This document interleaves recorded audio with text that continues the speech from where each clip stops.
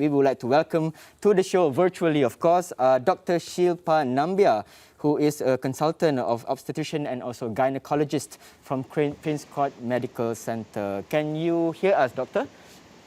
I can hear you really well. Can you hear me? Okay, well, we still have that fishbowl scenario going on, but that's cool. That's cool. This is the challenge we face of the times with virtual live shows. So we're going to get through this. But first and foremost, we want to just ask you about some of the challenges you've seen in patients under your care with regards to this pandemic and how all the movement control orders have affected their schedules and also the services that you can provide to the ladies.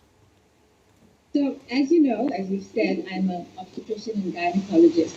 So I take care principally of women from the time they start their reproductive life up to pregnancies, right through to menopause.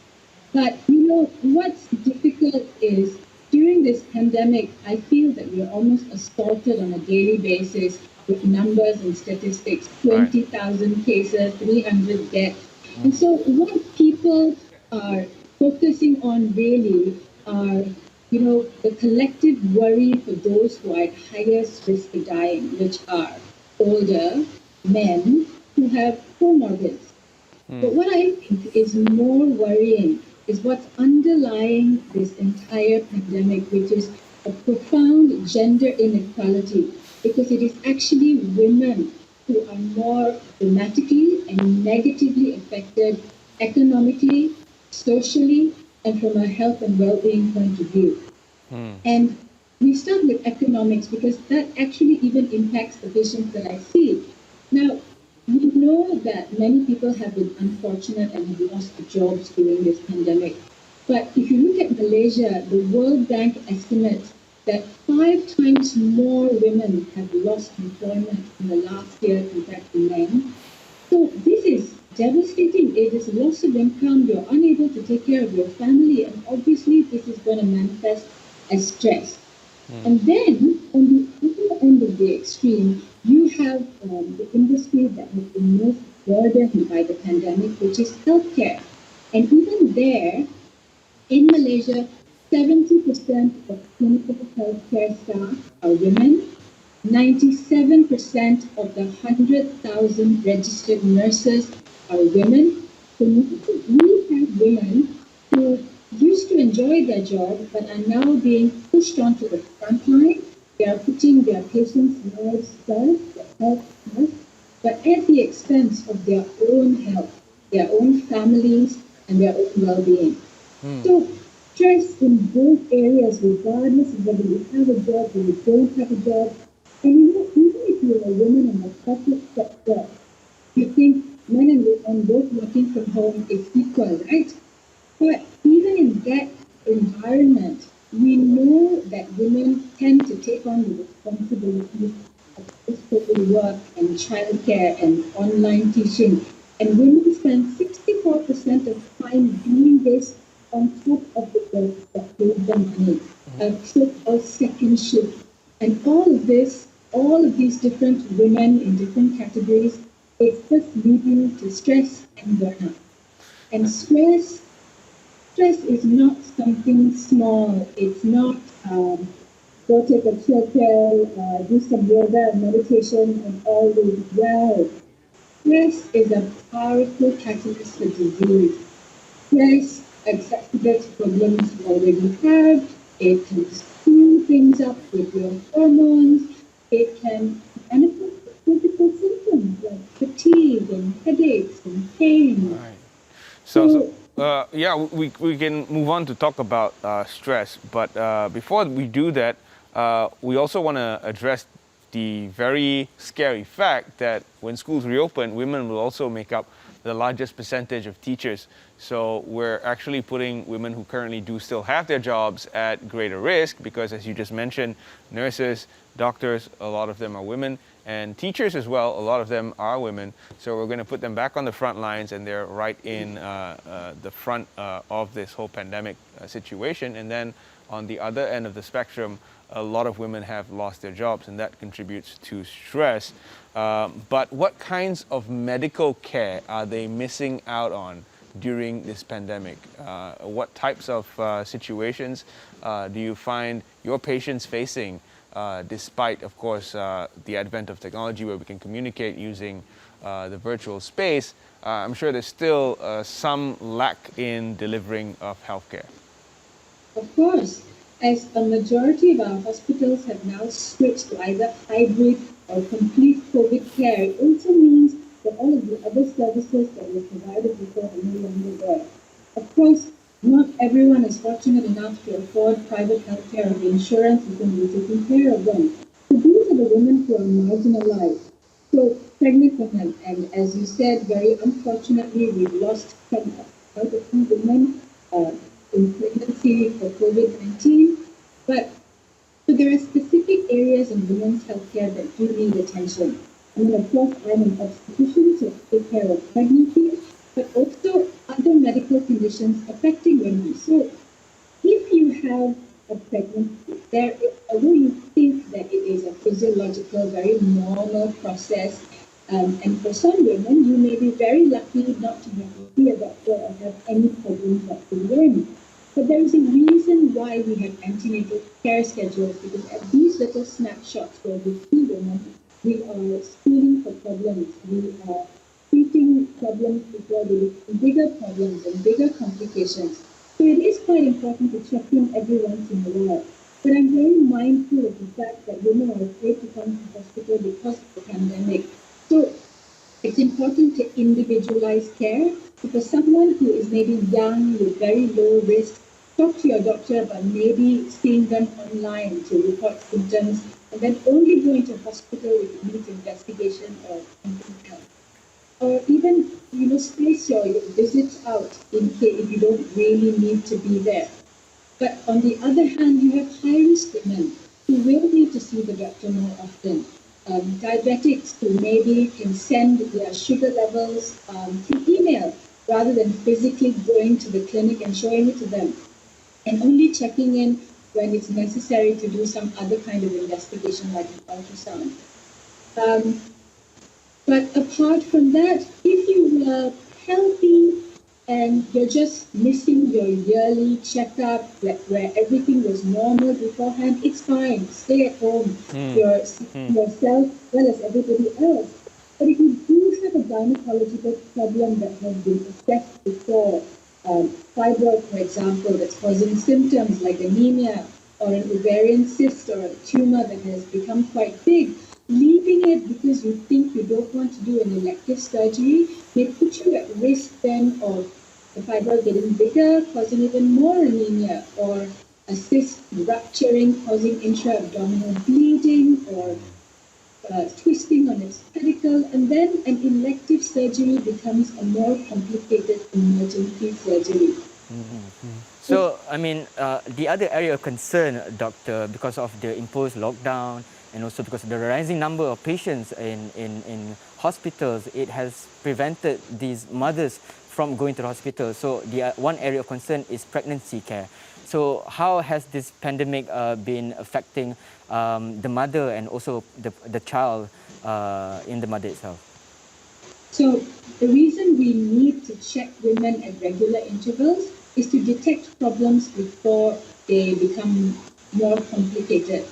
And I said we individualize care, because what we don't want is someone turning up in emergency, having had seen no doctor throughout the pregnancy, having seizures and a dead baby. That is the most devastating consequence that you can have. So if you can't see the doctor or the nurse in your local clinic kesihatan, try to access a doctor online or even see the GP near your house, because it is one point of contact where things can be picked up. Right. When we look at the situation affecting women in lockdown, how can they deal with going back to that stress that you mentioned? Because they do handle a lot of things. When it comes to childcare, women are still primarily the caregiver for the children, and on top of that, if they're still working, they're probably working from home, and that can add a dynamic of stress to the whole management of the situation. And it doesn't help if the husband is also working from home, and everyone is sort of engaged online, but still having to deal with the offline environment in the same house. It's fine if everybody has their own device, but for households that cannot afford that situation, it can cause a little bit of tension in that dynamic. So can you help us address the situation regarding the stress that women now face and added pressure to the whole lockdown situation they have at home? Ask for help. So women tend to suffer silently, they don't ask for help. But I'm urging women to ask for help. Whoever you are seeing, whether it's a doctor for your pregnancy or for something else, if there is something you need help with, you need to see someone. And it may not even be healthcare issues. There's an area which we haven't even talked about, which is domestic violence and abuse. This lockdown actually trapped the victim with their abuser. And Women's Aid Organization reported 44% more calls to their helpline and their WhatsApp because of this. So staying at home sometimes for some women isn't just the stress of the additional work, it is facing your abuser every day. But there are NGOs out there that can help you. Whoever you see, it can be a neighbor or a family member, you can reach out to them to either help you or to at least point you to the right direction. Of course, I don't want to trivialize it by saying go online and look for stress reduction techniques, because it's even more isolating. And I think women who are stressed need contact. It may be something very small, like just talking about it to make them feel better. Or it may mean leaving the environment for a short time. Whether it is maybe staying with a family member. I told you there are all sorts of different solutions, but it needs to be acknowledged first and they need to come forward for help. I'm only a doctor, you're only a journalist, but there are people around who have all kinds of jobs, and I think if you realize that women are particularly marginalized and have a bit more challenges, and you look at them this way, you can do a little bit more to point them in the right direction or do something for them. All right, another area of concern, Doctor, which surprised me a bit because I didn't know that this would be highlighted, is contraceptive care. Obviously, I'm a man, I'm not a woman, so I don't understand. Maybe you can shed some light on why would contraceptive care be a consequence of the pandemic to the women out there? Okay, even before the pandemic, Malaysian women are terrible with contraception. Only 20% of women access and use regular contraception, and 40% of pregnancies are unintended, unplanned. So with the pandemic now, with women being afraid to look for help or go to the doctor, you know that unplanned pregnancies are going to increase and they're not going to ask for help. But thankfully, some of these consultations can be done online. We're lucky that in Malaysia, you can buy oral contraceptives over the counter from a pharmacy. Most responsible pharmacists can go through a checklist just to make sure that you don't have any contraindications for starting something. Of course, ideally, it'll be better to see a doctor before you start any kind of contraception. But if you don't have this access, going to the pharmacy can help. Now, for women who need more long-term contraception, like an implant, which is under the arm, or an intrauterine device, which is put into the uterus, these things last between 3 to 5 years. So if you just make one little visit to your doctor to fit it in, you at least don't have to be bothered, buy it, worry about it for the next 3 to 5 years. And that also cuts down your visits to the doctor. But no access to contraceptive care is going to end up with a lot of other problems. I know this next question is going to sound a bit cliche, but how can the men support the women in this time of lockdowns and having heard everything that you just mentioned? Sometimes women assume that men should know about these things, but we're a little slow on that uptake. We need everything spelled out for us, and that's why we have shows like this. So, Doctor, can you help us understand what men need to do to help support our ladies?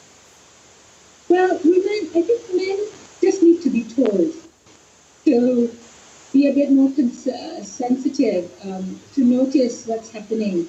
And a show like this promotes awareness. And obviously, you're now going to look at your partner or your wife a little bit differently, and you would want to help out at home a little bit more. Take over the online schooling for a little while. Maybe cook something today instead of expecting her to cook every day. It's just shifting the gender expectations a little bit. I mean, I'm sure not all men are intentionally chauvinistic, but unfortunately, society has given us this preconceived sort of notions of how to be that it is hard to challenge ourselves. But most people are generally good, and most people generally want to help. So men can be incredibly powerful in helping their partners and their wives. They can be more sensitive in the workplace. They, as bosses to subordinates, you can give a bit more leeway when you know your female employees having some challenges. Yeah, sure. Thank you, Doctor, for your input. If you can have some final words to the women out there regarding healthcare, that would be really appreciated. Maybe some short final words, Doctor. Yes, healthcare is important, and we need to take care of ourselves as women. So access the help that you need, however you can get it, but also at the same time, don't underestimate the people around you.